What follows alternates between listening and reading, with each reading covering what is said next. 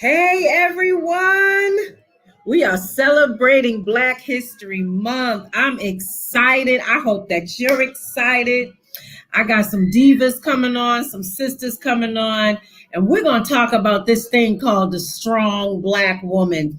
So, without further ado, I'm so honored tonight to have my niece, Erica Mosley. What an honor. I don't want to tell everything, but I used to change her diapers. So it's so beautiful to be able to do something like this on this level. And then tonight I have my sister from another mister, Sharon Campbell, Sharon D. Campbell. And I'm telling you, please, before I bring these ladies on, listen, go and share this video. Take a moment to share this video, put on every platform that you know, because with all that's going on today, this topic is so prevalent, and we need to talk about what is this all about, being a strong Black woman. And so does that mean that we can never be weak? And so without further ado, let's bring on our guest tonight. We have Erica Mosley and we have Sharon D. Campbell. And we are excited. There we go. Let me unmute these sisters. Now, y'all know technology.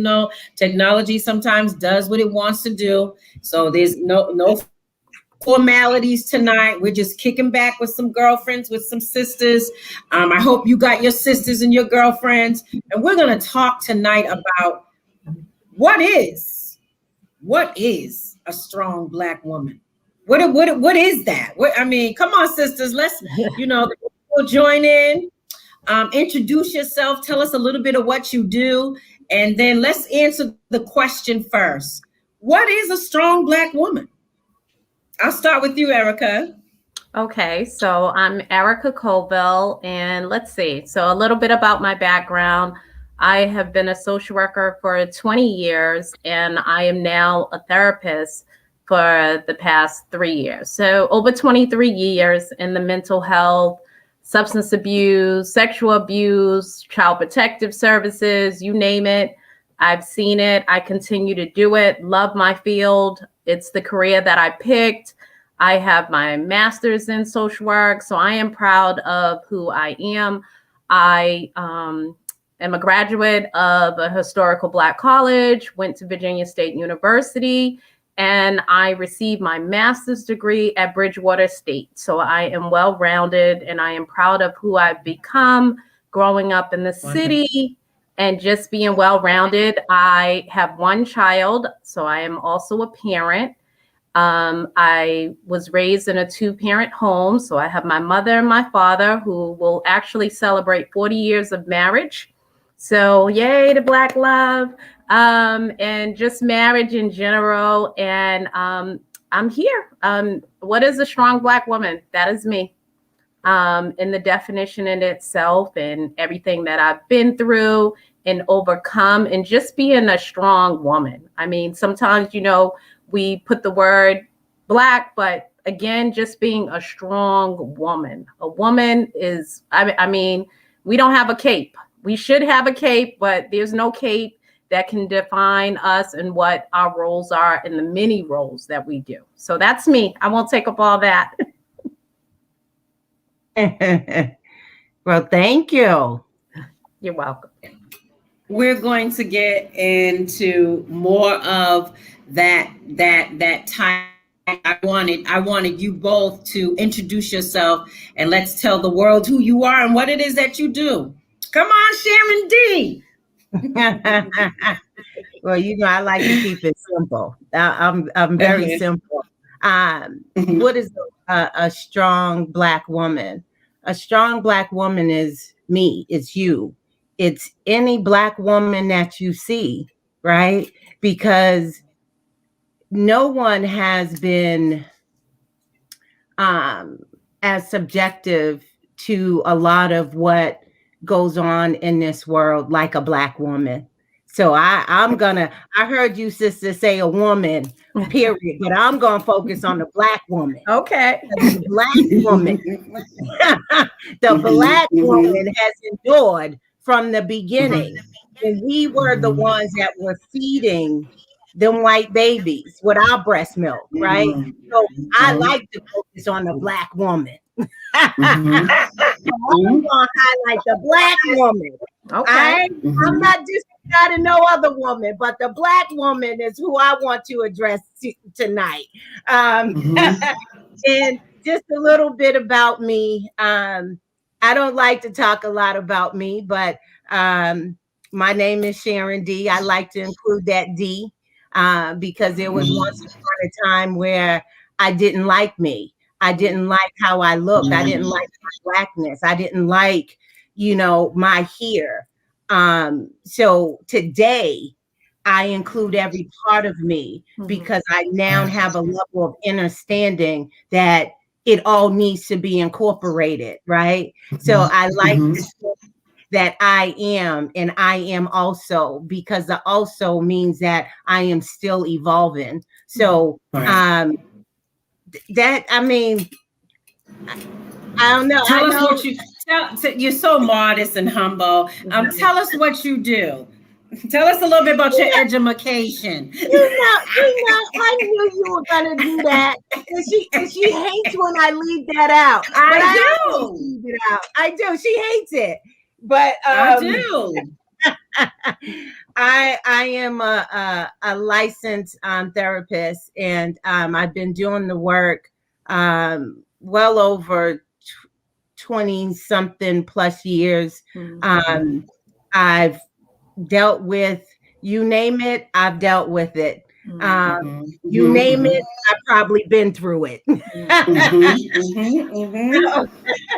And one thing that I do like to highlight is that I'm also a laugh yoga leader because I love to laugh, I love to smile, and I love bringing laughter and joy. So that's one of my bigger highlights, that I like to highlight. The whole education piece is like, that's like secondary to me because bringing smile and laughter to someone's life means more to me than what a book could ever teach me. So, I shy away from all of that. So that's me. That's you. That's Sharon D. So, and thank you, ladies. Thank you so much. But we want the people to, we want them to hear you and know you and hear of your accomplishments. Everybody hasn't done it and everybody can't do it. And we did do it so that we can we're not at some Fortune 500 company. We're right in our community, helping our people. And so that's why I wanted you all to highlight what it is that you've done thus far. Now, I want to start off tonight with a quote from the beloved Maya Angelou. And she said, there is a kind of strength that is almost frightening in a Black woman. It's as if a steel rod runs right through the head down to the feet. Ladies, can we just, I'm getting chills just by thinking of that, because can we dissect that? Can we dissect that for a moment? Because that is what we're looked at.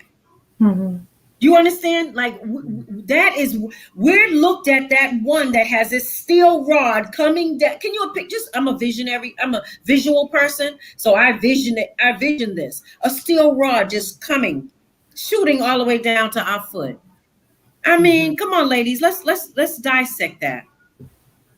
I think for me, it's almost between a blessing and a curse, right? Because there are times when it's so very necessary that we are strong, and we don't show any signs of fear, regret, loss, or anything, because that's what we do. We are just that strong, right?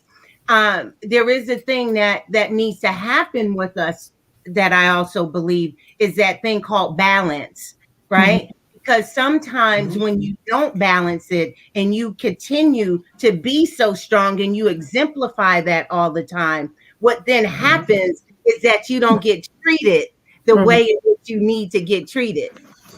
i.e., the medical field, right? The medical field, you have more Black women losing their babies or losing their lives in the medical field, right? Because they think that we can handle it. I mean, we can, but it ain't all the time that we should be, right? It's not all the time that we should be, and give us the care that we deserve, right? So there's that thing called balance that we need to exemplify, and I'm so very guilty of it because I never present as if I am ill or if I'm in pain. I will verbalize it to you, and it confuses you because I don't look it. See, everybody is looking for you to look away, but I'm telling you, so take care of me simply by what I'm saying to you. I don't have to look apart. The Bible says when you are fasting, make sure that you oil your face so that you don't be side-faced and you look like you're hungry and starving, okay? So I applied that to my life. And so you don't know when I'm sick. You don't know unless I tell you. And so if I'm telling you, believe that. I don't have to show it all the time. But again, that's something that I need to work on, right? I don't know how to show you that I'm in pain unless I'm crying or whatever the case is. So there's that balance thing that I need to incorporate in my own life.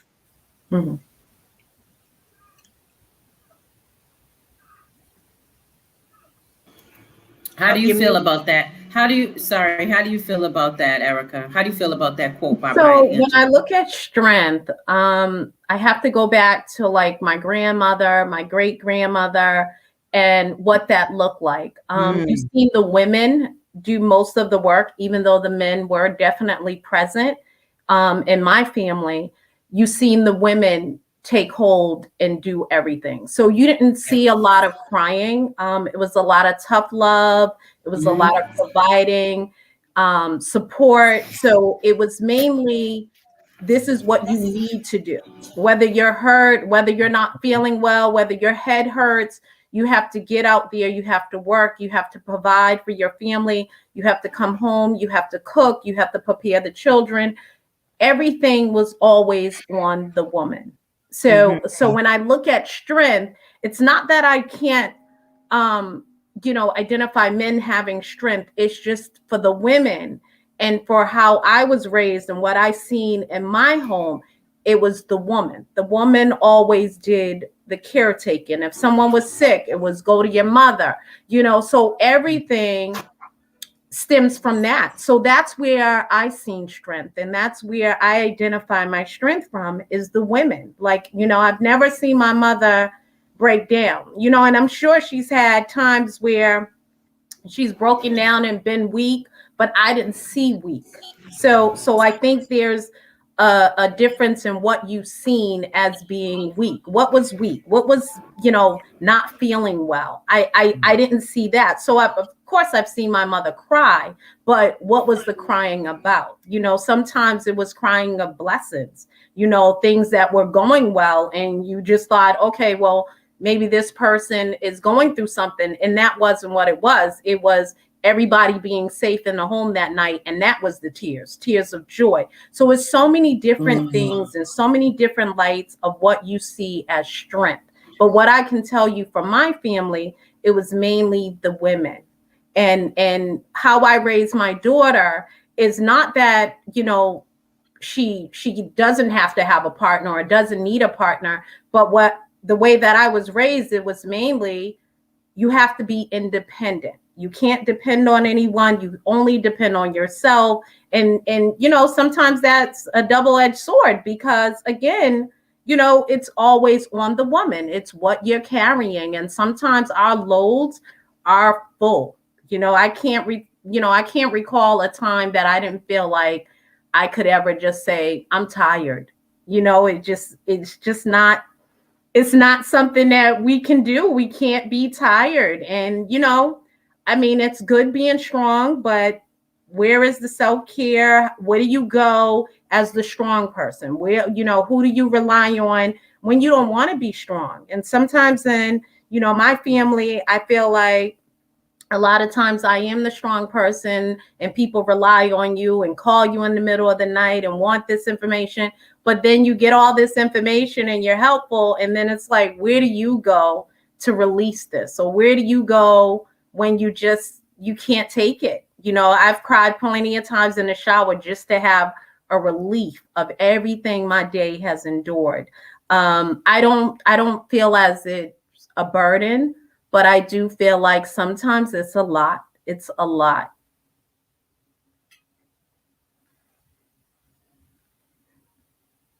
You're muted.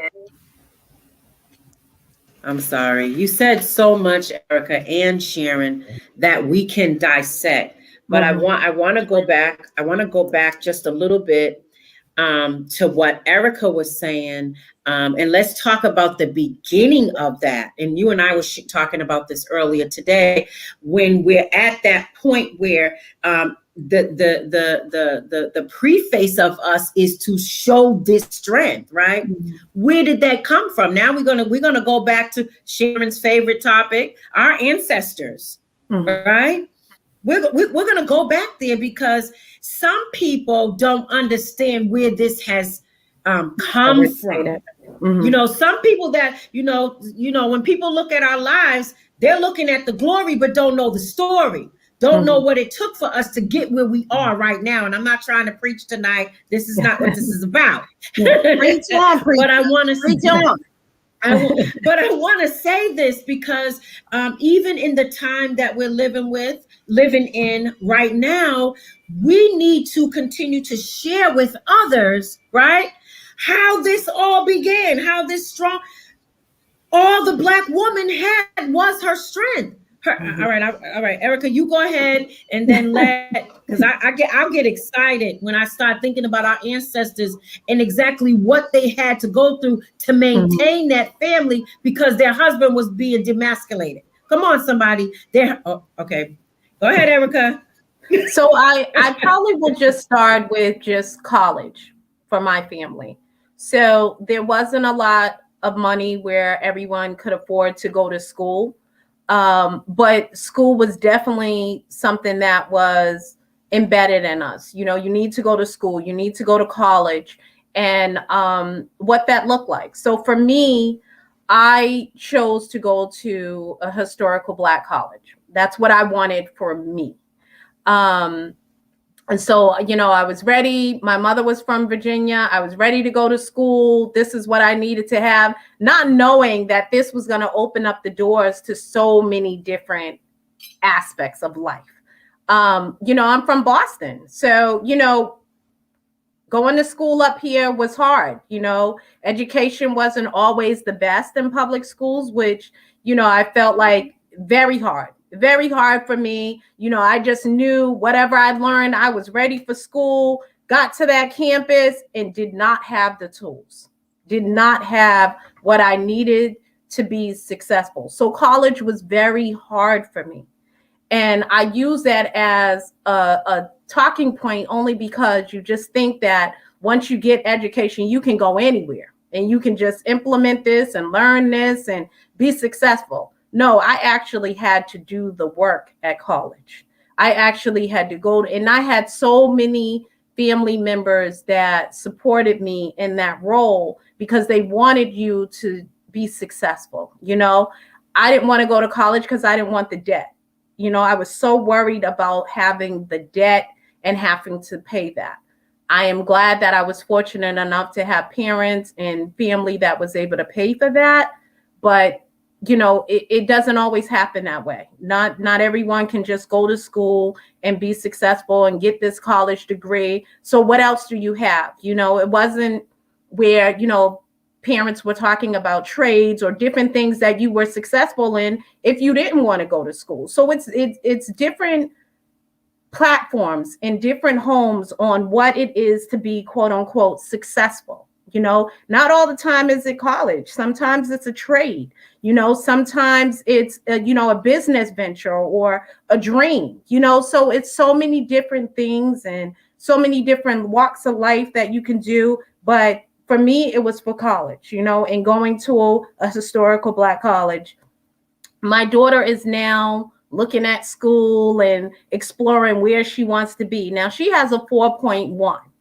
I didn't have that. You know, I did not have that.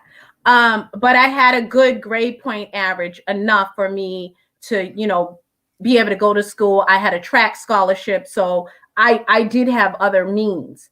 But for her, the decision is hard because she wants to make sure that she gets everything that she can get out of an institution. She don't just want to go to a school just because it's the name. She wants to really get her education and get what she can get out of a college. So, when she chose to go to school, I said, you know what? I want you to choose the school that's best for you. I want you to do your research. I don't want it to be my decision. Yes, I would love for her to go to a historical Black college because that's what I experienced. But she's a different generation, and wherever she's going to go, she's going to be successful. But it is true. You put all this money into colleges, you need to make sure that you get your money's worth, So just going back to just what you learn and how life develops and things like that. Like I said, for me, it was college. For her, it's college, and I'm glad of that. But for many, kids that's coming up, it's going to be a trade. It's going to be this. And it's like, not a lot of parents are open to that, but you have to be, because this world is constantly changing. It is no longer what we were used to. And now we have to adjust. Yeah. Now we have to adjust. Now we have to adjust. Yeah. And so, what do you say to that when you're educating someone, sharing about the history of where this title, Strong Black Women, came from? Well, for me, my ancestors and my ancestry is crucial in the whole development, with the whole psyche, emotionally, mentally, physically. We cannot forget what our DNA is ever, right? And we a lot of times don't understand the impact of our DNA, right? And what that consists of, right? So I have this poem, and it says something like this: God, right? Hair of wool, skin of bronze, mind of genius, bone structure of might, right? That's where we come from. That's what we are. That's who we are. So no matter how much we don't want to be strong at times, we have no choice, because that's our DNA. So there is no choice. So then it becomes, how do I function in this dysfunctional world, right? That tells us that we have to be weak at times. We have to be strong sometimes, when our DNA says that we are strong, period. Right? So I go back to that balancing piece, because what we know today and what we don't know from yesterday, because majority of us don't know, right? And we're learning and we're rediscovering and reconnecting with self. And when you do that, it's usually not through education, and definitely not this educational system that we have today, because it's a lie. We are raising our kids on a lie. We talk about Easter, all of that, right? But then we say, tell the truth. How are we going to tell the truth when the system is broken? I need somebody to help me. And that's why, for me, just for me, it's so important for me to connect with my inner self, because that's knowledge, right? So when you spend that time with you and you reconnect and you rediscover who you are, who you are God woman, God man. Stop playing with me, right? So I was born with the calling to be what they call the therapist. And if you spell out the word, it says the rapist, right?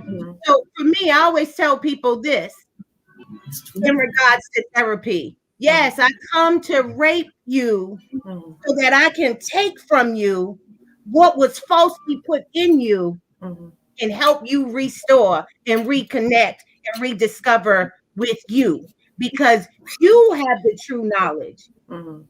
It's nothing better than being Black and then being a Black woman.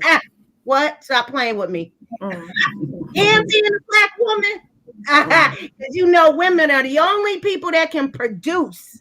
So just imagine the power. So we will never be able to get away from this thing called strength and being strong. Again, it will always come back down to balance. Right? And how are we going to do that? That to me is the bigger question. That to me is one of the things that sometimes, as I said before, I struggle with that, because I have in my mind, I got to do, because that's what we've been taught to do, right? And then we probably wasn't even taught, really. It's probably just running in our veins. So again, how do we balance it? How do we balance? I'm not sure if we're gonna ever be able to get away from that. I'm not sure about it.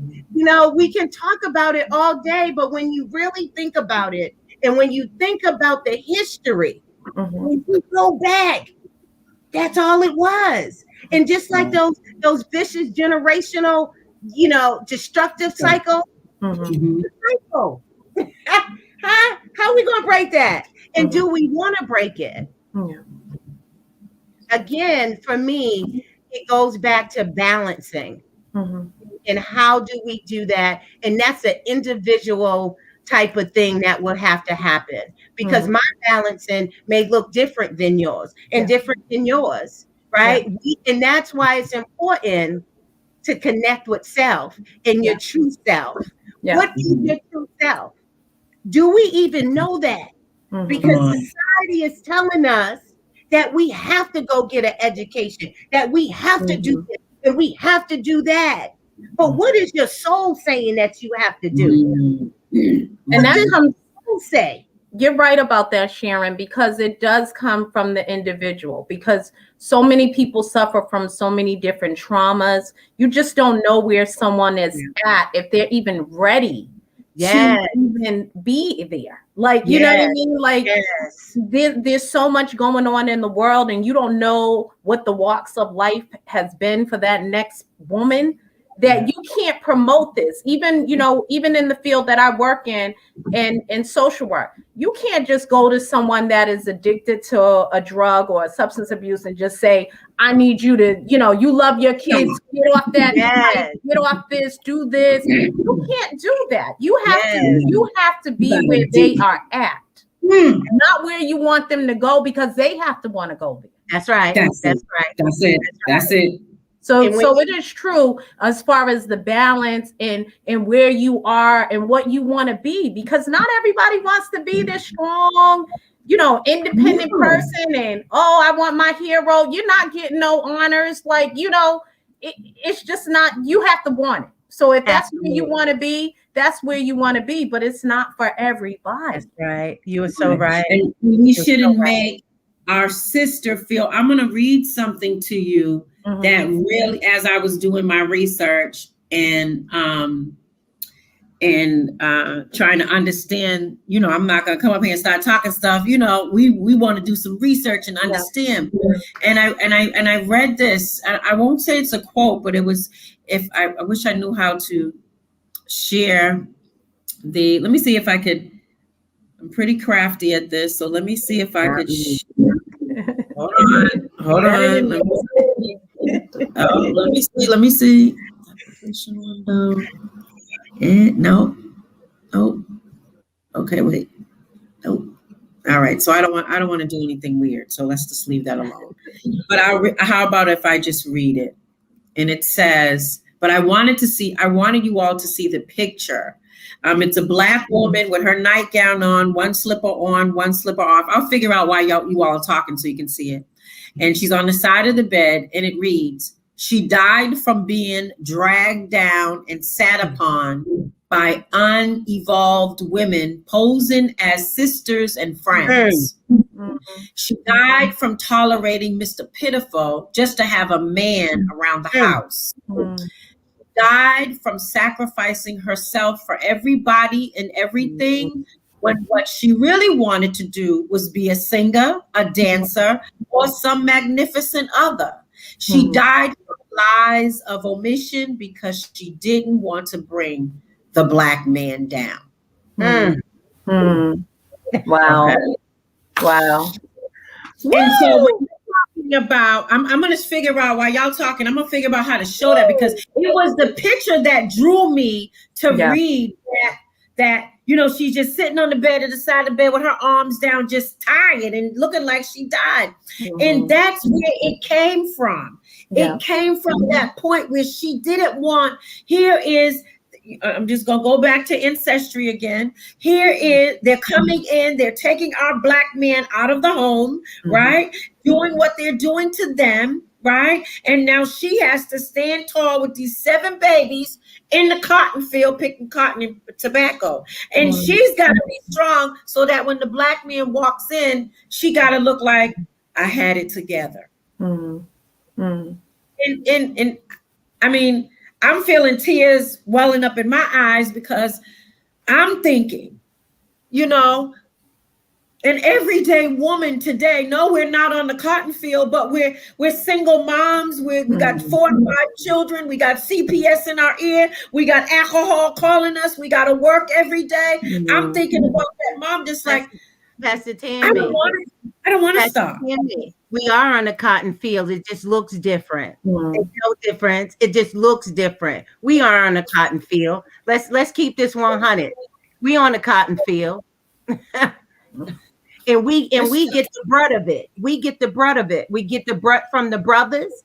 We get the brunt from the hating sisters. We get the brunt from the bosses. We on the cotton field. We are. It just looks different. The presentation is different. And that's who we're talking to tonight. We're talking to that woman is like, I don't want to be strong. Like Erica was saying earlier. What if that's just not what you want to do? How do she still continue to journey through life by not having to carry that mantle? I saw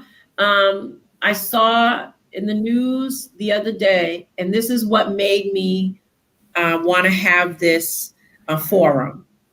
A 24-year-old mom with an 18-month-old baby had lost her job in Tennessee, lost her job. So she lost her job. She's going to be evicted.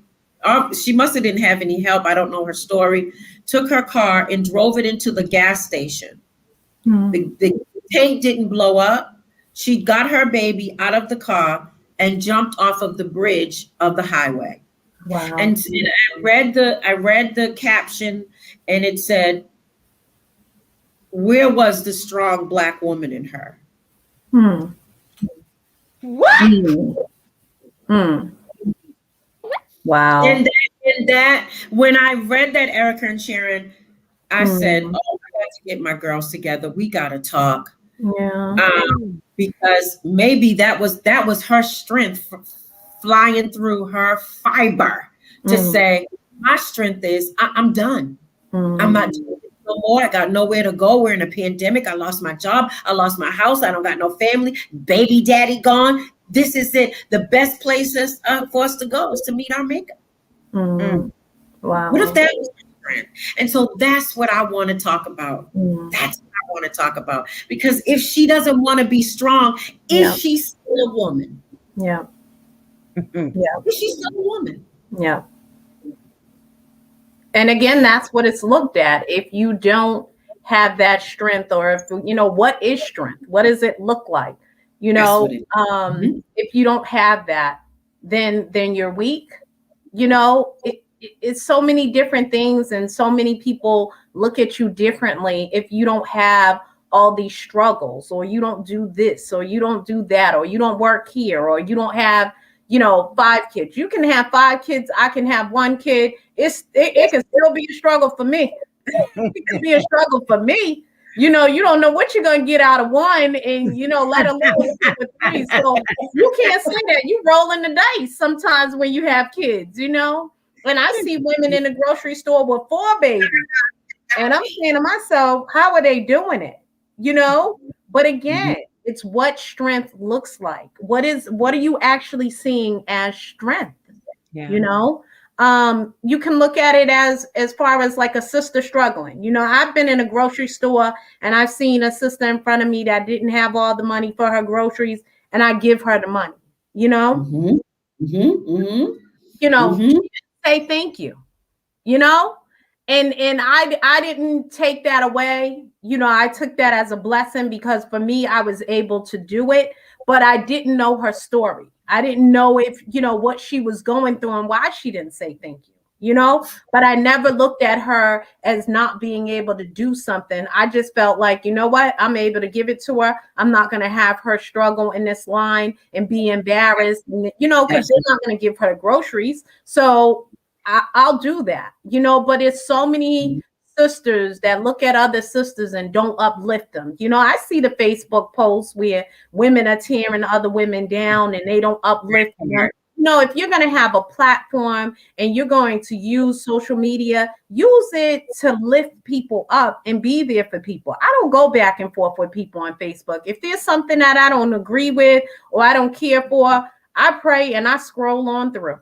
I scroll on by and I don't give it the energy, because at the end of the day, everybody's going through something. There is no way through this pandemic, no one is going through something. When this pandemic started, I had to take care of my mother, who was infected by this COVID disease, and my father, who was diagnosed with throat cancer, does not smoke, does not drink, but ended up with cancer. So I had 2 parents that have always been together. Their 40 years, they've always been together, that I now had to separate, put my mother on my floor of my house, and then my father was on their floor of their house, and separate them. And through all that time, I had to drive my father to chemotherapy and radiation and come back, get all dressed and treat my mother and help my mother with the COVID. It was so much on me and having to do. I never looked at it as a burden, but I always said, who am I going to talk to when these nights are long? When my mother was in that hospital and she had to be there for those 7 days, and I had to rely on the communication through her, because the hospital didn't have time to talk to me and give me an update. They just didn't have that time. And I didn't want that burden on them, because they are overworked, they are tired, and they are trying to take care of our loved ones. So I had to rely on my mother, who was already weak at the hospital, and talk to her and make sure she was okay. But at night, when I got lonely because I couldn't be around anyone and I had to isolate myself, it was, where is my strength? And you know where my strength was? Going to a shower, turning it on, getting in that shower and just releasing everything, crying, letting it out. That was it for me. I can't say what's going to be for someone else, but for me, I didn't have I could talk to people on the phone, but there was no one else I could go to but to pray and to cry and release it. And that shower was like my safe haven. You would think, a shower is only to bathe, but it was for me to release what my day looked like every day, wondering if my mother was going to come out those doors, because everything on the news was, these people aren't going to make it. They're going to die from this. They're going to die from that. So all of that I had to endure and take care of 2 parents, as well as be a strong sibling to my younger siblings.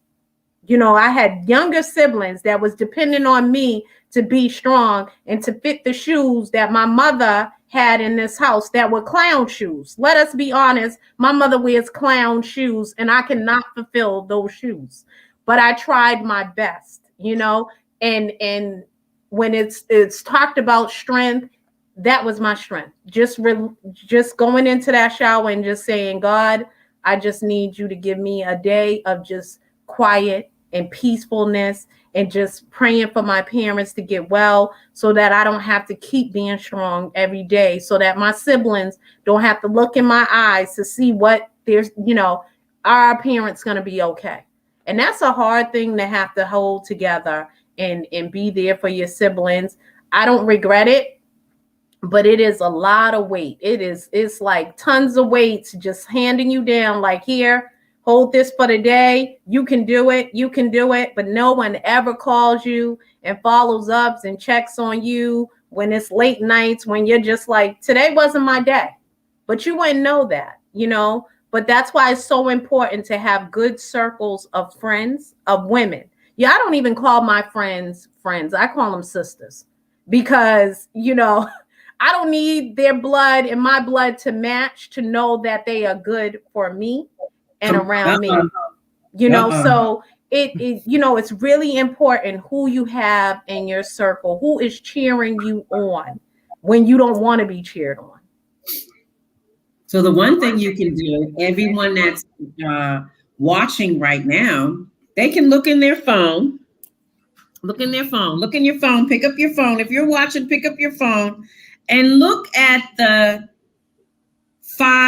last five text messages. Look at who it's from, right? And if they are adding to your life, then that's wonderful. But if there's drama and discord and chaos, you need to assess your circle. My circle is very important to me. When I tell you I don't play with my circle, and folks, I would like to say another word, but I won't, because some people think I'm saved, right? But ninjas, I'll say ninjas then. Ninjas act up, they get cut out of the circle. Why? And my sister Sharon will tell you, when I turned 50 years old, that put me on a whole nother playing field. And I don't have time to waste. When the doctor told me I have an aneurysm in the front of my brain, that also put me in another playing field. I don't have time to waste. So if they're not adding to your life, and if it's not reciprocity, you are giving, go.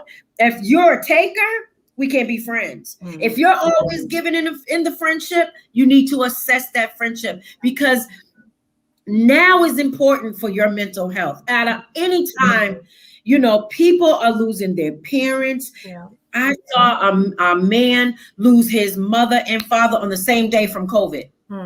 They've been married 35 years. You know, when people come out of this, they're going to be so broken. And so, you know, they're going to be dealing with so much. I think it was, God bless you, Felicia Valentine. I don't know whose friend that is, but she's the bomb.com. She said something very powerful. She said that a lot of Black women's strength comes from some sort of trauma. Absolutely. Yeah. Some sort of trauma has caused us to have this great level of strength. Well, that's not healthy. I'm strong because I got abused by my husband. I'm strong because my baby passed away in a stillborn. Wait a minute. I'm strong because my husband walked out. I'm strong because I got to raise these kids by myself. I don't want my strength to be equated to trauma. But that's what it is. Let's talk. We're good. We good. We got about 30 more minutes. But we can talk about that, because like Felicia said, that's where our strength has lied, through trauma. Yeah. And so how do we separate that? Yeah. And that's true. That's a true statement. You know, I have young cousins that have lost their children due to violence in the streets. you know, and again, they're looked at as strong women because they didn't necessarily go and harm themselves. You know, that's what it's looked upon. When you lose your child, you need to go and do something with yourself because you're not going to be able to see tomorrow. And that's not necessarily true. Some of these women relied on God and spiritual faith. Some of them, you know, dealt with it in their own different ways, but that too is looked at as far as strength. You know, something such as a tragedy and losing your child because someone has taken your child cowardly in these streets, and now you have to be looked upon as the quote unquote your strength, you're strong because you went through that. No. You know, and we have to look at the word strength. What is strength? What is the definition of strength? Because for us, it's everything we went through and that we can get dressed, put on our makeup, look good, you know, look good for the day. Here I am, strength. You don't know, looking at me right now, I have iron deficiency. You don't know that. You don't know that I am scheduled to go in the hospital to go get iron tomorrow. You know, you don't know that because you can't see that, because right now what you're seeing is my hair done, my face made up. You don't see that. But inside, if you don't have iron, come on, people. If you don't have iron, this is what you need. Oxygen, your blood flowing. You need this iron. So, you know, that's why I say you can't judge strength just by what people have been through, because you don't know our story. You don't know our story. Yes, I've been through a lot, but I don't want that to look like my strength. I don't want it to look like my strength. I want my strength to be, I paid my bills. You know, I want a different thing. I don't want the trauma. I don't want the trauma to be my strength. I don't want, you know, me being a successful mom. I don't want that to be my strength, because that I went through so much to get here. You know, to be on this platform today, to have a conversation with you, to get out my bed knowing that my iron was low. I don't want the medical piece to say that I'm strong. You know, the fibroids that we carry as African-American women. I don't want that to be my strength, that, oh, I had 3 or 4 removed, I'm good to go. I don't want that to be my strength. I would like to tap on something that you had spoke about in regards to the shower, in that water. I learned recently, you know, that we have the 4 elements: the fire, the water, the earth, and the air. And fire is the most potent of the 4 elements. And what I learned about water, and that's why it did what it did for you, right? You can also have water ceremonies, like before you get into the shower. You can talk to the water, tell the water what it is that you need. See, you didn't even notice. No. You didn't even notice, and that's what the water did for you. That's how bad God is. You heard me? That's how powerful God is, because water holds memory. Wow. Water also cleanses. That water just wiped it away for you. Yeah. And you didn't even ask the water to do it for you. No. You see how bad God is? He will do it and you don't even know. Yeah. Right? So we don't even know, like, when we get in the tub, that's why we just feel so, oh my God. See, God does everything precisely and exact and right. Nothing is ever done wrong. So that water was helping you get through what you needed to get through.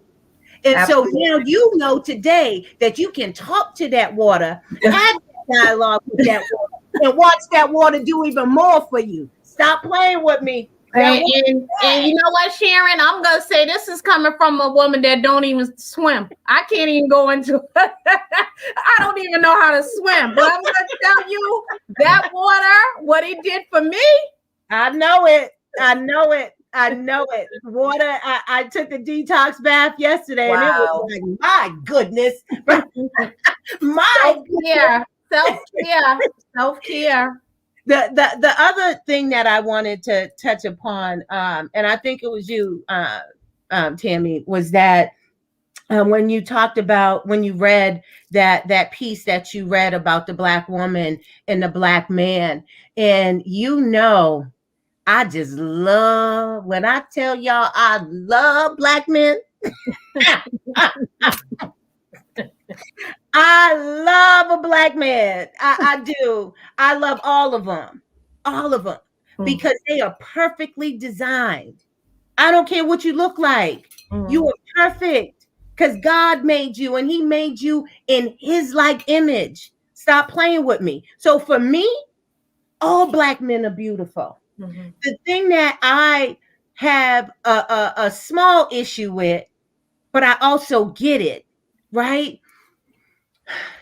is for some, and this goes across the board, but I'm talking about the Black man. That's my focus, y'all. I'm not trying to disregard or disrespect anybody else. But one of my purposes is to focus on the Black person, the Black being. So I will always reference my people without an apology. I don't apologize for it. I know that today.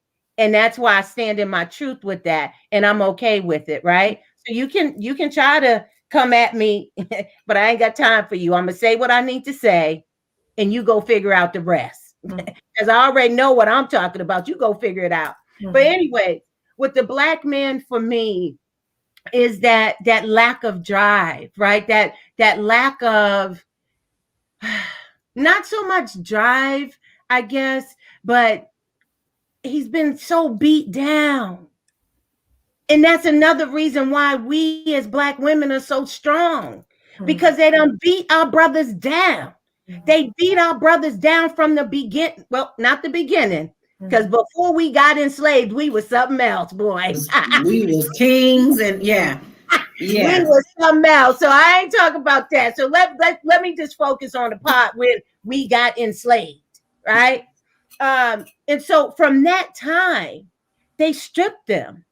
They demasculated them. They raped their wives in front of them. Do you know the psychological impact that has on a person? Never mind a Black man. And we talking about generational curses. How about this? Stop right there. You done seen your wife get raped in front of you. Your baby cut out of your wife's stomach. And then you pass that energy on. And then we don't even recognize that energy is being passed on. So I get it for the brother. I do. But here's the thing. I need you to get it so that you don't continue to wallow in what has happened. Okay. Let's acknowledge what I always say: cry with a purpose, feel with a purpose, do everything with a purpose so that you don't get stuck. Because you can't keep using the white man and being enslaved as an excuse anymore. Because we know that today. But we continue this vicious cycle our own selves, right?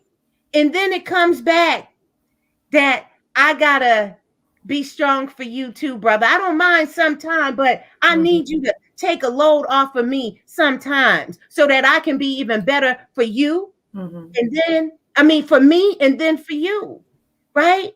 But they were taught not to cry. No. Process that, boo. Process that. It's okay. And I'm going to be right here to wipe your tears. How about that? I'll even listen if you need me to ensure that you're going to do what you need to do, right? Because that's what partnership is about. That's what partnership is about. And if we've always been supporting our brothers. It's important that we support them with a level of understanding where we're not being a part of this brutal society would continue to hold them down. But brothers, again, come on, get up. That's what I'm going to do. I'm not going to keep holding you up. Right. And then when I need to be held up, you telling me to get it together. No, Negro, I got it together for both you and I. So you better come over here, lick my tears, and wipe because I done for you. Don't play with me. So, you know, I just, and that's my prayer for my brothers, because they're so powerful in their own right. They're so magnificent. And sometimes they need us just to polish them up just a little bit. Just a little bit. Polish you up, boo. Now you can go back out and go get some coins. And clean this house. Amen. Wonderful. I mean, this dialogue, I can see even in the comments, like people are really, really receiving what we're doing tonight, which is amazing, because we want every woman, because there's more than Black women just watching us tonight. But this is the month that they gave us. Black History Month. Let us get it, please. This is wrong with Black folk today. We keep stop sharing. This is our moment. This is our moment. They only give us 28 days. I'm no, not we can go beyond that. Right? Yeah. They give us the shortest month of the year.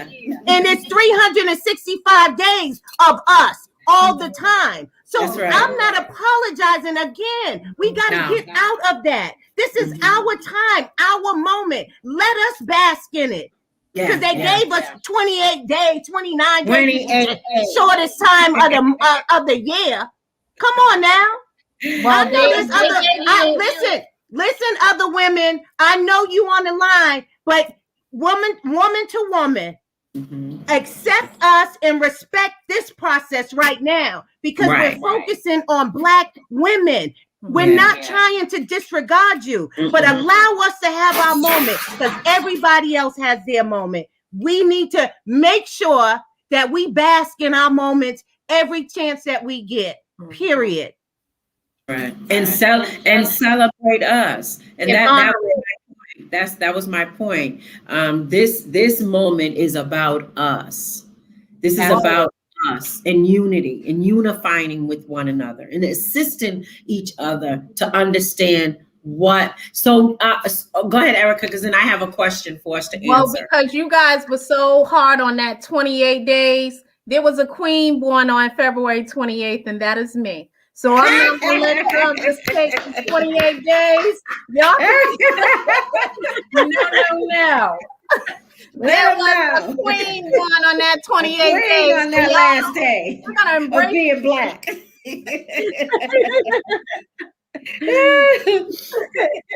I'm telling you. I love you. Absolutely. I'm telling you, we have to. This is what's needed, because what happens is the psychological wear and tear of being a strong Black woman takes a toll on our mind and body and spirit, and we have to look at the fact that, you know, traditionally Black women have had this strength that I'll tell you. No one else has. And what reminds me of that is in the book of Exodus. And I'm trying not to be preachy, and I'm not going to, but this was powerful to me, that the decree was to go and, you know, kill the little Hebrew babies, right? And the midwives said, when they go to do what they're supposed to do, they said, they already done had the baby by the time we got there. And so that shows of the strength of a Black woman. Like, I learned that when we give birth, we're really not supposed to be laying down. And our sisters in African culture, they actually stand and give birth, because it goes with gravity. It was the physicians who decided for us to lay down. Why? To make it easier for them. And that's why we have a lot of trauma during childbirth, because we're going against gravity. So there's so many things that we adapted within our culture that is not really a part of us. Right. And so we have to piece, Sharon is my Nubian princess. She's my go-to person. Like, I will go to her when I need to be educated on something. I will say, Sharon, help me understand this, help me, because I don't want to be ignorant to the fact. Bible says people perish for lack of knowledge. If I don't know, I want to go to someone, because these are little pieces that we need to bring back to each other and put back within ourselves, because we're losing a part of ourselves, getting our skin lighter and doing, just certain things that we're doing to ourselves. It's wonderful that we're seeing, even the naturalness in our hair, little by little, we're taking baby steps, but we're trying to find ourselves, because we were taken from our place. And so it's very important for every Black woman, just take a pause when we finish this live tonight. Watch it again, because so much is going on and we're saying so much. Watch it again in your alone time, and allow this to take you, evolve you. That's the word I want to use. Evolve you. So when you leave this live, you want to say, you know what? I need to get me a notepad and a pen, and I need to start writing down who needs to continue to stay in my life. I need to write down, do I need a therapist? Do I need to go back to church? Do I need to get rid of this Negro? Do I need, you know what I'm saying? Like, do I need to kick my grown son out? Little things that you need to do for yourself, Black woman, because it's what we said, allowed our trauma to name our strength. And even going back to even Sharon with the yoga, that was something that I was never into. I had a good friend that introduced me to it, and I was like, girl, I'm not doing no steaming, I'm not doing no yoga, you're not touching me, what is going on? And I tell you, the it was so overwhelming, that process and what I received. And she did a good deep massage. It was so good. I am not against yoga. I was in the beginning. I am not going to lie. I'm going to keep it honest. But once I did it and once I experienced it, so shout out to my friend Maria, who did the yoga with me, and it was so spiritual and it was just good. It was uplifting, and it was something that I didn't do. But when I tell you I released that energy, that energy, when you release that energy, and I'm telling you, listen, I come from a home, you come in here talking about some yoga. Right. Everybody's like, no, we're not bending no limbs. We're not doing this. We're not, and it's all because you don't know. You don't know. You don't know what it will actually give you. And Mimic, yoga was one of the oldest practices, right? So we like to think that it's an Asian thing, but the Africans were doing it long time, right? And so they have this thing called Kemetic yoga, and it's, of course we don't know that, right? But we out there and we doing what we need to do. What I would like to touch on too, if I may, Pastor, it's cool. I want to talk about the breath, because we take the breath for granted, right? And we don't recognize just how powerful the breath is and how the breath can actually save your life. I did a live 2 weeks ago about how the breath kept me out of jail. Because I had got dental work done and it was so painful that I went to a whole other place because I couldn't, not that I couldn't, it was very challenging for me to stay in the moment with the breath because the pain was so excruciating that if I allowed it to get me off kilter, where I wasn't cognizant of my breath. But God is who God is, right? Because the lady thought I was gonna really hit her and knock her out. She told me this when I came back because I had to go. And I said, don't touch me again. Don't. And I went in the bathroom and I did the jailhouse rock. And I prayed and I breathed. And I swear to y'all, it was like something came over me and I was like, oh, I forgot to breathe. And so I started breathing. And this is true. I need you all to really pay attention to the breath. Without the breath, you're useless. And you take the breath for granted. Every now and again, I need everybody watching and everybody listening to breathe with an intention. Breathe with an intention. I'm taking this breath right here with an intention to make another move, right? And thank God in the process. Thank your ancestors in the process of you breathing. Every 12 o'clock, every 7 o'clock, I give thanks every day of my life. Right to the breath. It ain't hocus pocus. How you tell me how you gonna live without the breath? Call me hocus pocus. Think about it. How you gonna live without the breath? So why aren't you being cognizant of the breath? Why aren't you acknowledging the breath? Why aren't you working with the breath? It's the very thing that keeps you alive. Hello? It's like the water, sis. Did something to you. Watch the breath. Absolutely. And I use the breathing technique even for coping skills for my clients. You know, that's what I'm talking about. Absolutely. If you don't take those deep breaths, you don't know how you're going to react to someone or something. It's important. And we take it for granted. We take the breath for granted. Absolutely. And that could be. Go ahead. No, I was gonna say that could be something that we can, as women, just stop and just breathe. Just when we're in that moment where our strength is depleting, right? We just stop and breathe. Right? Because we're not super women. We are, right? We're not super women in the way in which the world says that we're super. Right. That's what I mean. That's what I mean. That superwoman with the cape that can do every single thing.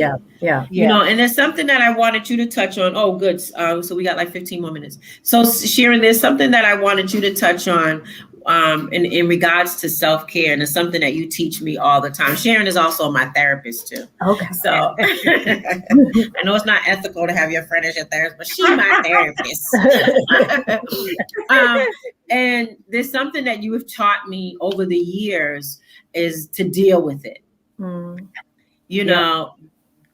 She would tell me, Tam, what is it? What's the feeling? Okay, well, it's there for a reason. You're feeling rejected, you're feeling abandoned, you're feeling whatever you're feeling, Tam. Deal with it. Ask why is it here? Why is it presenting itself? And then you sit down with yourself, right?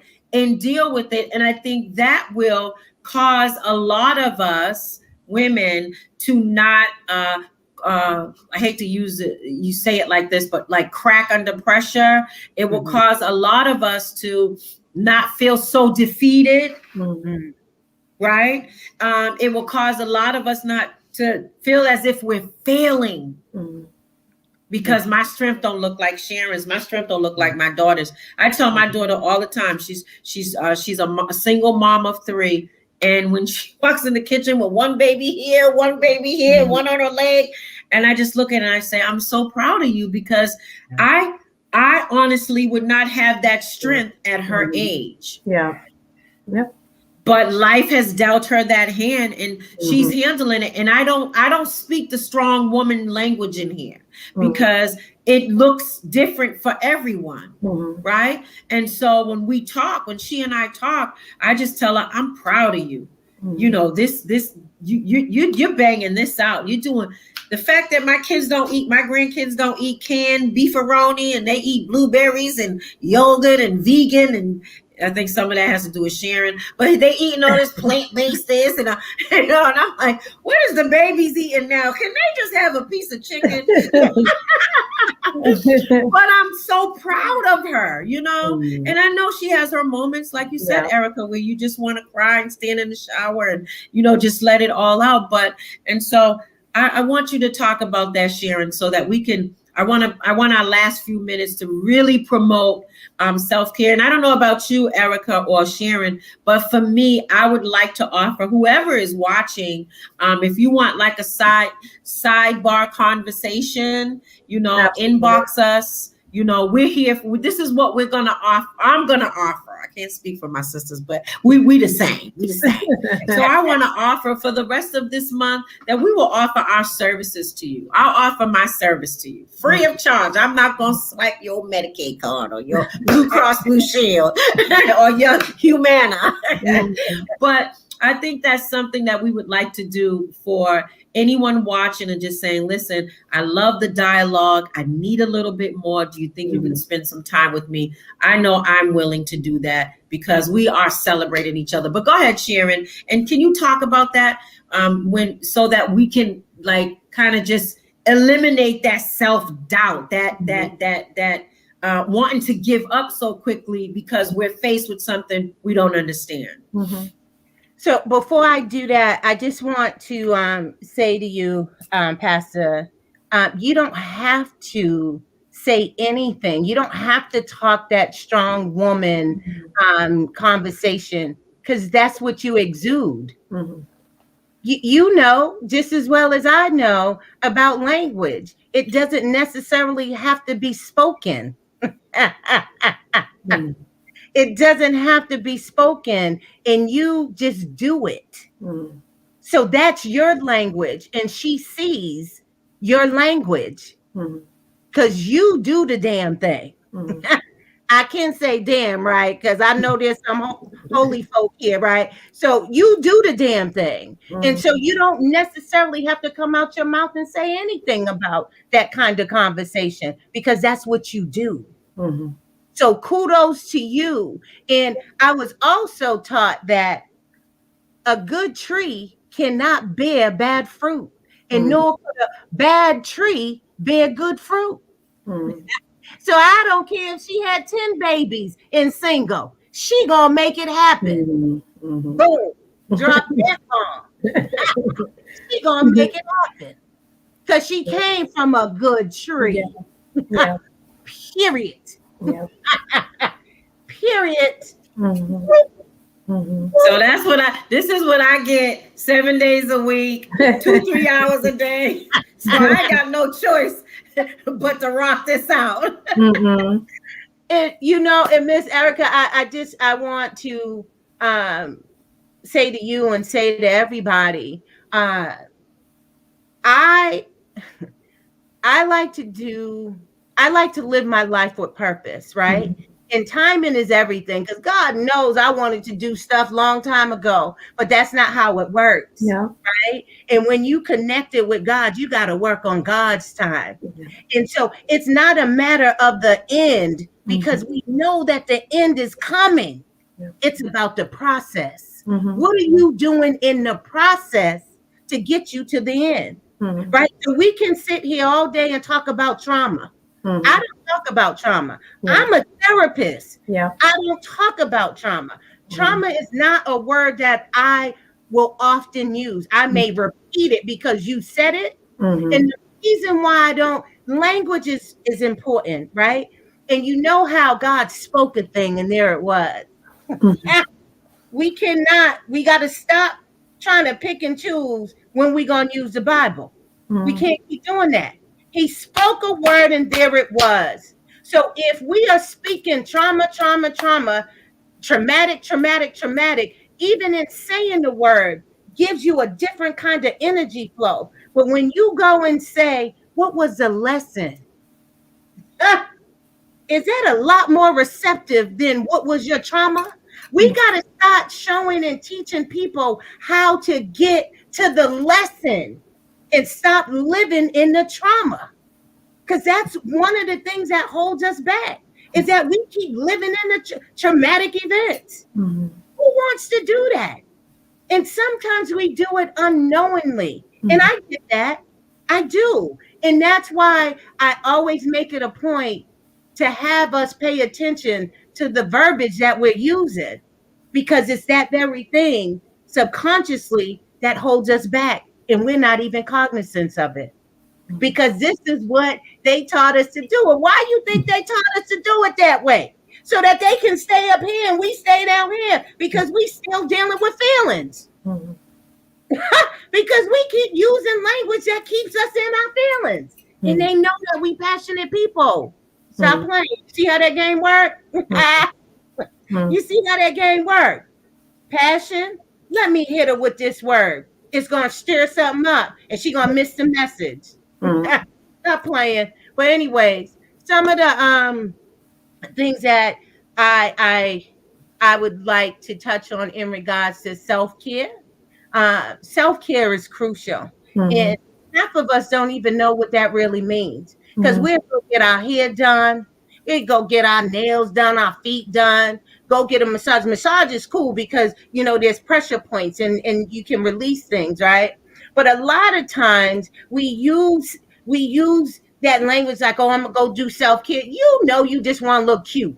Call it what it is, right? Because real self-care, and I know you're probably gonna push back at me, and I'm okay with it, but I'm gonna say what I need to say, right? So real self-care, check this out. Real self-care is caring about you. Real self-care is healing those wounds that are open, that you can smell is seeping out of you, right? Because why are you still crying? Why are you still crying over this Negro that left you? He left you. You telling me that you still got some healing to do.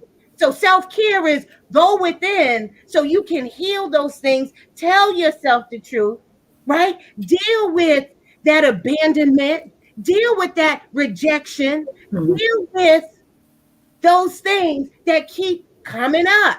Them nails ain't gonna get, your nails being pretty ain't gonna help what's coming up. So tell your truth. You want to look cute. You want to get your hair did. But just to touch on that, Sharon, I think what it is for some people, it's whenever they feel like they have time to do something that doesn't require anyone else. And I think that's the thing. Like them going to get their nails is separate from having to parent their kids, and that's their time. So, you know, we have to, as clinicians and therapists and social workers, we have to let them know what self-care is, you know, because they're thinking when I get this time alone, it's self-care. They're not really dealing with anything. It's just, I was able to close that door, get in my car, not have a baby on my hip, get my nails and my feet done. I did self-care. That's what they're thinking. And that's not it. So half of that is right. Closing that door, getting in that car, sitting right with there. You. Going. You can never run from you. No. I have mirrors all in my house. So why? Because I want to remind me that I am present in me and I cannot run from me. Yeah. Right? And so today, I will tell you and not back down, not 1 second, that I am perfect. And I will tell you, Miss Erica and Pastor Tammy, that you are perfect. Why? Because we are made in his like image. Stop playing with me. I'm not trying to shoot for perfection. Yeah. But I'm already perfect. See, and it's also about perception. Yeah. How are you perceiving things to be? right? So if you perceive something to be negative opposed to what was the lesson, that's what you're going to get. You're going to get that negativity. So it's really a matter of the mind and changing that whole thought process, right? Because you got your own perspective. I can't change that. That's yours. That's yours, Pastor Tammy. Mine is mine. I like to come from a place of positivity. Yeah. Because if it was placed in my life, whether I caused it or it was supposed to be, the purpose and the point is to get the lesson, not to woe is me. How are you going to care for yourself if you keep woeing is me? So I say, woe with a purpose. You can woe is me all day. Whoa. Okay, yeah, you might be all of that. And I'm going to give you a moment. Have your moments. You are allowed your moments. Have them. Take the moments. But I say don't sit in the moments. Yeah. Because that's where you get stuck. Right? Who wants to be stuck? Yeah. Everybody act like they want to come up. See, but everybody like to talk. They like to talk a good game. But when it's time to do that work to come up, then what? Yeah. Huh? See, that's why I say tell yourself the truth. You can lie to me all you want, but tell you the truth so that you can start healing those wounds that are open. Because I smell them. I see them. And you can't hide behind a book. You can't hide behind all them pretty clothes and all them nice jewelry. You think you can. COVID is perfect for the fronter. Them people that are faking the funk, COVID is perfect for them because they're wearing a mask. You can't see them. I bought me a clear one because I want you to see all of me. I bought a clear one. How about that? Wear that. Look, I'm going to show you. I done bought me a clear so you can see me. I am not trying to hide behind nothing. Tell yourself the truth so you can set yourself free. Self-care. That's true self-care. True self-care is eating right. Right? We like to eat the way our parents have eaten.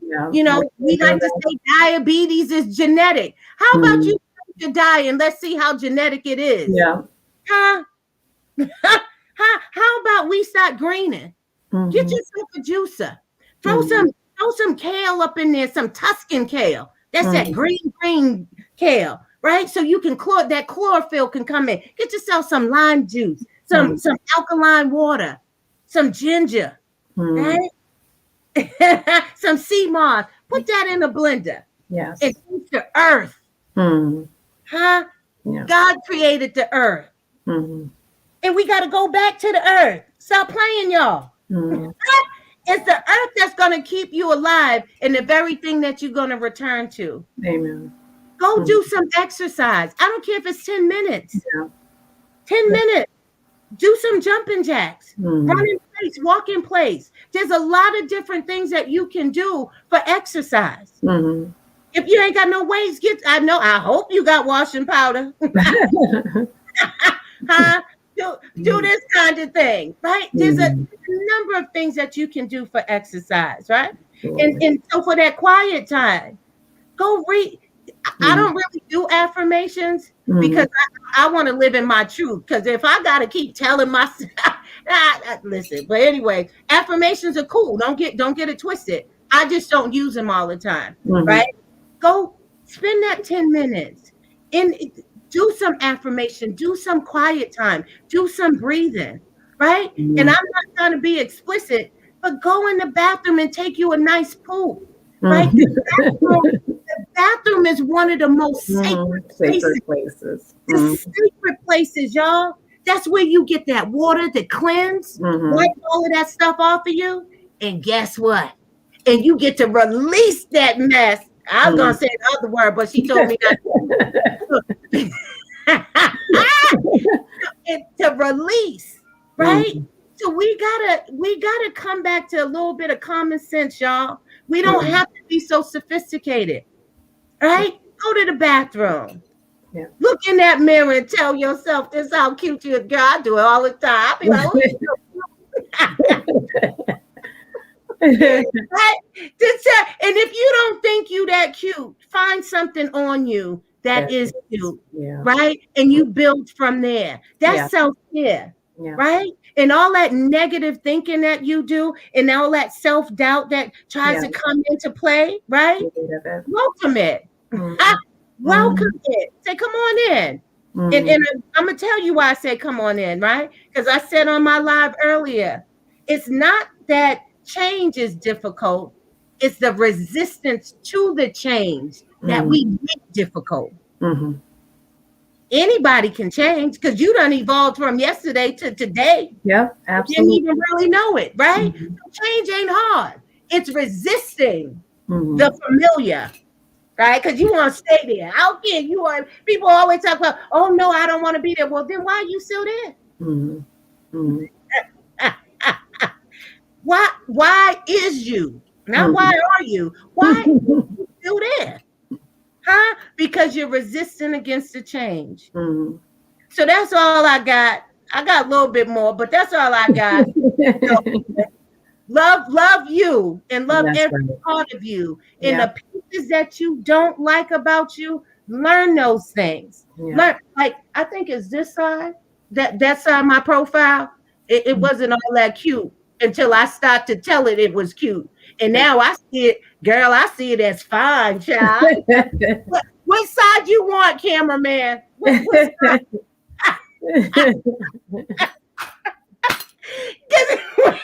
We gotta tell ourselves the truth, and that's one place that I always talk about is self and telling self the truth, and get away from what the world has told you it should be. Listen to that gut, your second brain, that intuition, because it will let you know what you need to do. Absolutely. That's all I got for y'all. I think, thank you so much, Sharon. And I think everything that was said from you makes for a strong woman. Right? Everything. Right. You talked about self-care, the real self-care, right? You talked about even eating right. You talked about even going to the bathroom and releasing. You know, you talked about things that that's because Erica kept saying, and I was just waiting for the right time to really expound on that. Erica kept saying, what is the strength of a Black woman? What's the Erica kept saying, what is the definition of strength? We just heard the definition of strength: taking care of self. Absolutely. Lee Bunch. Oh, that's my auntie. Okay, Auntie Ruthie. Okay, she said the hardest thing to do is to deal with yourself. That's the hardest thing to do. It's not. If you allow it. If you allow it. Again, if you allow it. Remember, it's the resistance to the change, right? You resisted. That's the part that's hard, that resisting. Because the change will happen if you allow it to, right? But the world keeps telling us that things are so difficult, and it's not. God said you can live with ease and grace. Everything doesn't have to be hard. Stop playing with me. Ease and grace. Ease and grace. But the world says otherwise, and we continue to listen to the world and not listen to the word. Stop playing. Ease and grace. Ease and grace. It can happen. It will happen. I wake up high every morning. I be tired sometimes, but I wake up high. I don't drink. I don't smoke. I don't do anything. I don't eat no meat. I don't do any of that. I wake up high. Because I know today that it's about ease and grace. Everything doesn't have to be hard. And I am not going to live the remainder of my life hard. I done had hard. We done passed that. And on a serious note, our ancestors did it for us already. And we keep thinking on that. We keep thinking that it has to be hard. They took care of that for us. They did. They took care of that. They They did. took care of that for us, y'all. Stop sleeping. But I think one of the gotta spend time with you, God, and the ancestors. They did it already for us. We sleep. And I think one of the things is that we have to be kind to ourselves. Yes. Yes. It's okay. You remember the other day I called you and I said, "Oh, I'm boo-hooing. Oh, I feel this way. I feel like a failure." What I tell you, I said, you are the I am also. And I said to take a step back and say, well, Tammy, why are you being so harsh with yourself? Why are you dealing with yourself? We can go to work and be so kind to our boss and be so kind to this person and that person, and come home and be so rough with ourselves when we should come home, draw a bubble bath. If you do the wine, whatever you do, and do you and be kind with ease and grace. And I love what you said, because our ancestors done already did the hard part. All right, ladies. Any last words? Can we just do 3 deep breaths? And can we, because I love to do every time.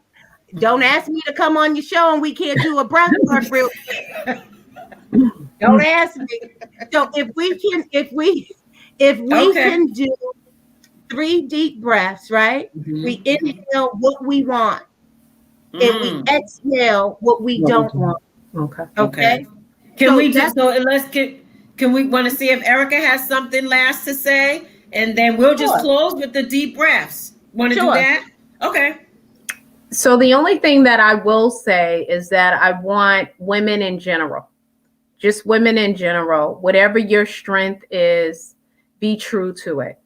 And I want you to be honest with who you see as a person. And if you see room for change, which there is, because everyone has room for change, just change it. If you have to write something on your mirror every day, as far as like a self-healing or a self-quote, live up to that quote.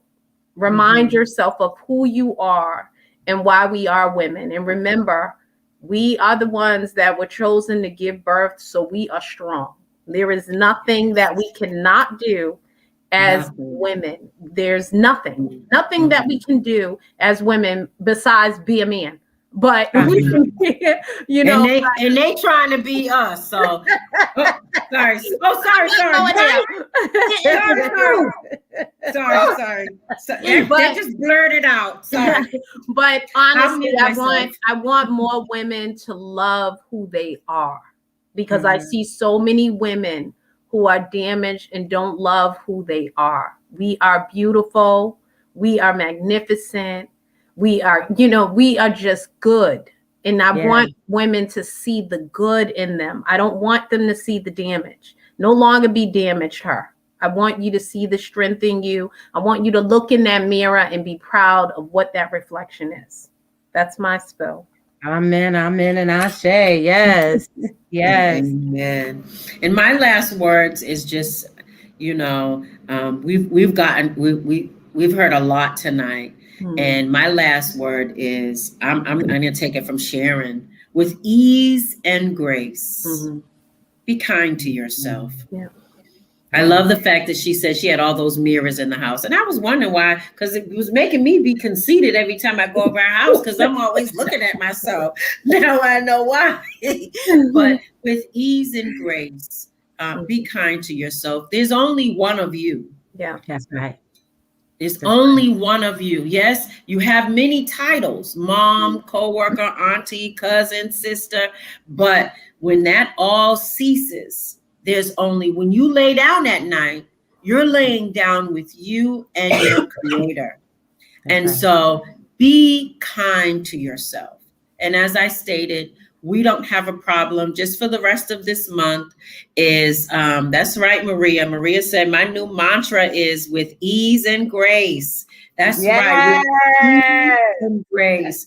Be kind to yourself. And again, if you are in need of some extra push, we might have to start some kind of motivational business. I don't know. You know me. I'm always thinking. Okay, shut up.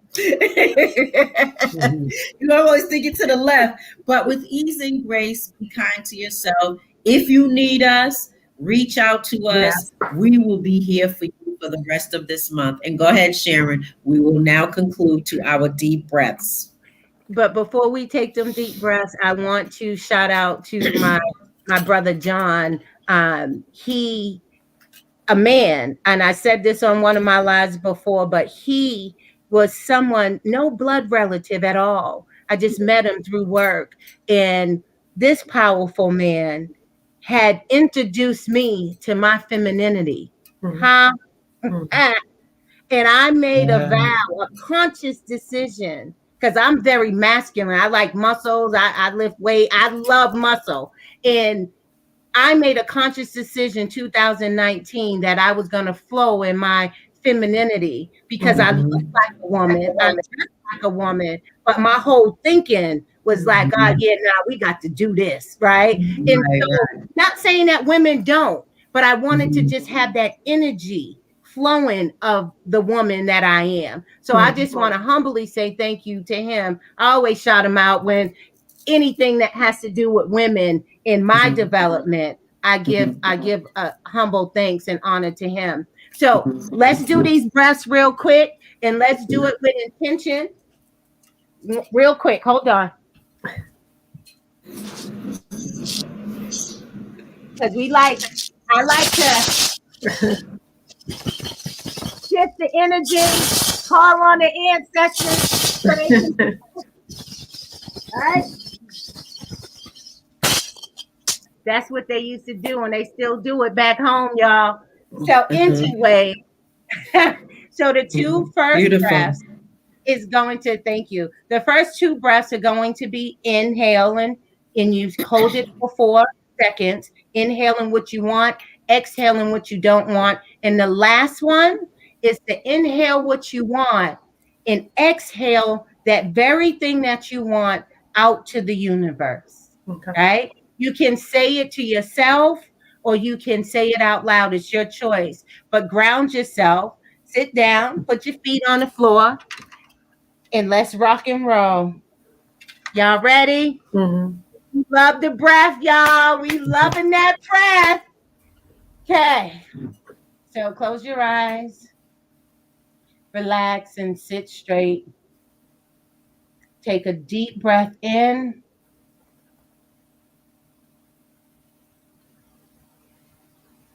And exhale.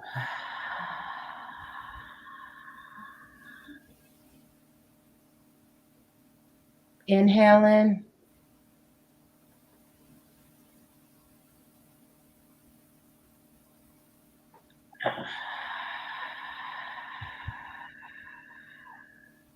Last breath. I'm inhaling love, y'all.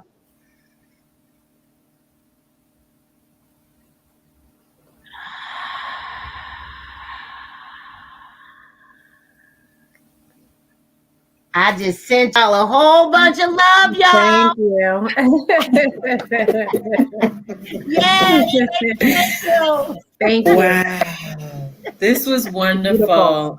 Yes. So thank you so much, Sharon. Thank you so much, Erica Colville. Yes. Thank you so much.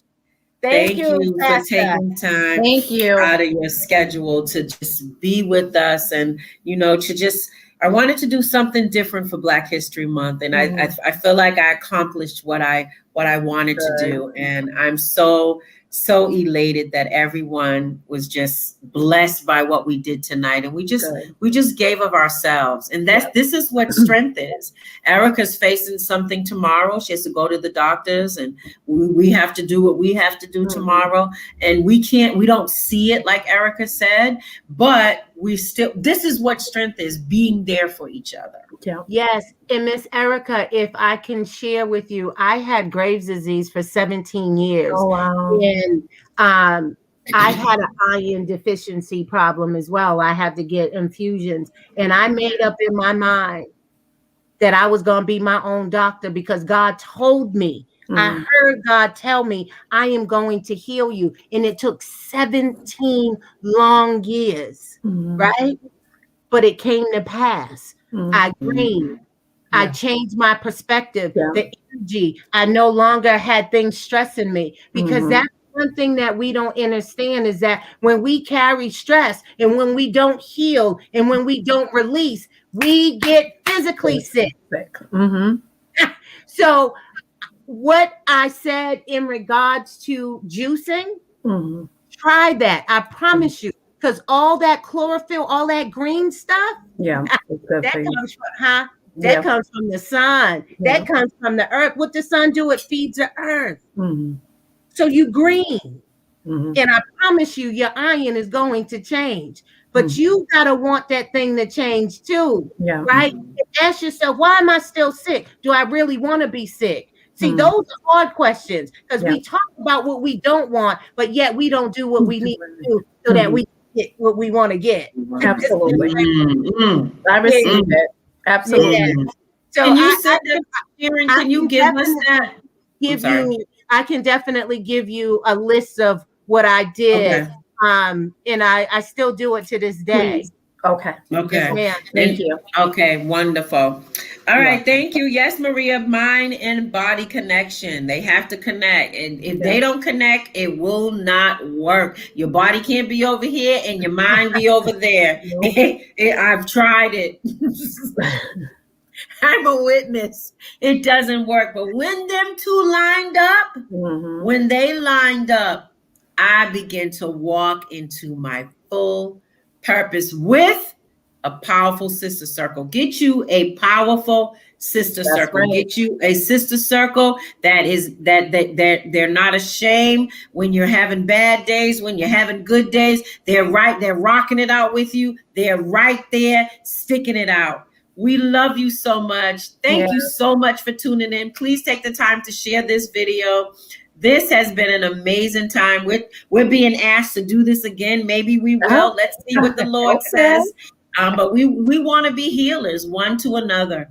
I know what it's like to walk around in pain and wounded spiritually. I know what it's like to have holes in my soul. I know what it's like, watch this, to even be addicted to my own pain and didn't want nobody to pull me out. That's another live. That is another live. That is what needs to be talked about. Yes. So this is, we're not, Sharon and Erica and I, we're not just sitting up here because we got the education. We could just say what we want. No, we have lived experience that tells you that you can be that strong. And I'm not talking about the parentheses strong. I'm talking about the strong woman who takes care of self. So maybe I'll talk to the girls and we'll see if we'll do this again. Absolutely. We love you. Share this video. Good night. Ladies, don't hang up. Bye-bye.